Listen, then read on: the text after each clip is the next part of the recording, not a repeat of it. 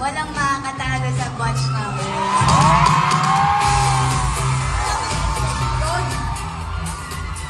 That's hello, Gen 11. Breaking highest. Hello! De, joke lang. Hindi.